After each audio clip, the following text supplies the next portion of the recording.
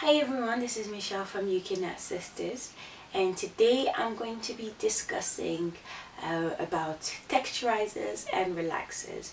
Now this is a really important topic for a lot of girls out there, and this is a question that I get asked a lot as well in my blog or on my Facebook page.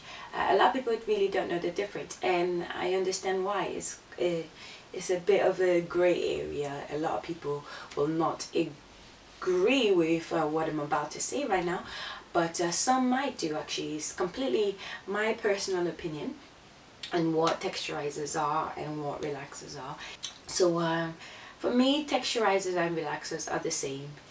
It's not much different. They use the same ingredients, they're just marketed differently to appeal to a different audience, of course. So this blog was actually motivated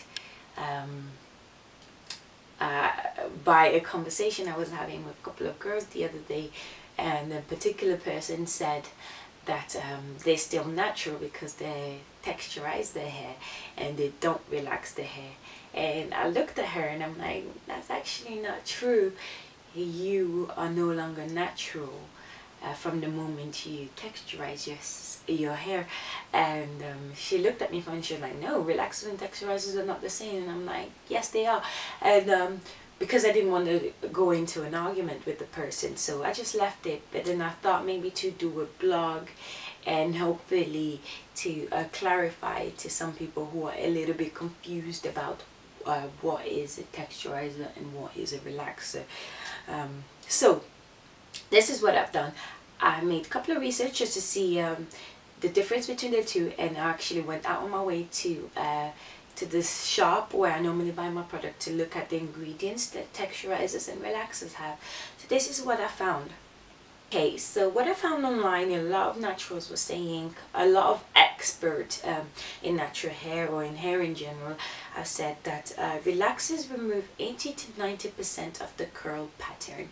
So texturizers remove 60% of your curl pattern. So we can already see the difference that, like, by using a texturizer you will be retaining a lot more curls than you would have been if you used a relaxer cream. Both products use either calcium hydroxide or sodium hydroxide. Both relaxers and texturizers, they are non-reversal, so they create permanent changes. So once you put in your texturizer or your relaxer, that's it. Your hair can't go back to the way it used to be unless it's all chopped off. That's when you're transitioning or you're turning to a natural, you have to do the big chop. You get rid of all the relaxed or texturized hair. Because so those are the three main things I saw online that they got in common. They are non-reversal, they both use the same chemical, and the only difference is that texturizers, you leave it on for less time than relaxers. So if, for example, you were leaving your relaxer in for 30 minutes, you can actually use the same product to texturize your hair. You will only leave it in for 15 minutes. So a good point of comparison, I thought, to get the same brand that does relaxers and texturizers and then compare the ingredients, because these two products are marketed differently. One says just for me, texture softener. It says it's more friendly to your hair, it's not too brutal. All these words are used to make some naturals think, oh, I want my hair softer, so I'm gonna go for that. As opposed to relaxers where it says bone straight hair. You see even girls on the box, on the carton box, say with straight long hair. But they're completely wrong. The marketing purpose in that is misleading a lot of people to think that these are different things. Now when I looked at the ingredients, I giggled to myself. I was like, oh my god, it's exactly the same ingredient. It just jotted around in different places, so you don't really see the similarities.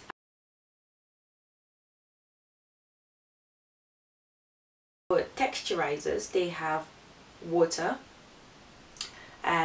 petroleum, mineral oil, alcohol, they have calcium hydroxide, they have another ingredient called PEG 75 lanolin. For relaxers, they have water, petroleum, mineral oil, alcohol, calcium hydroxide, and the PEG 75 lanolin as well. So those are the top 6 products that I found in this box relaxer. That was actually in order, so it's the same ingredient. And so if you're really just falling for the marketing side of things, I suggest you read the ingredients to actually see these 2 products are in the same family. They are twins. They're the same thing. They're just marketed differently. So if you are using texturizers and thinking you're still relaxed because you're not using relaxer, you're using the same product. You're doing the same damage to your hair. So if you don't want to relax your hair and you think texturizing will still make you natural, to my opinion, no. If you want to be relaxed, fine, call yourself relaxed. Or if you want to texturize, but you shouldn't texturize believing that your hair is still kinky, you can get it back whenever you want. Don't make that mistake. Okay, so that's pretty much all I wanted to share with you. I hope this helped, and if you have any question or any additional thing that you want to add, or if you don't agree with me, that's absolutely fine. Just write your reason. These are my reasons to why I wouldn't texturize my hair, because I wouldn't relax my hair anyways, and I think that's the same thing. So anyways, that's it for now.